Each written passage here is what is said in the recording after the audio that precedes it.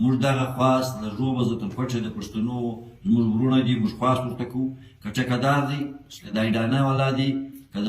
خاص کر د مسلم باغ والا ولې د مسلم باغ والا له موږ سره تعلقیان هم دي او دا مال چې د مسلم باغ والا اخیستی دي بیایناوي او ټکهدار دغه مال چې دی په دغه کې دا د ډېرو خلکو په دغه کې لاسونه دي دا د جګړې مال دی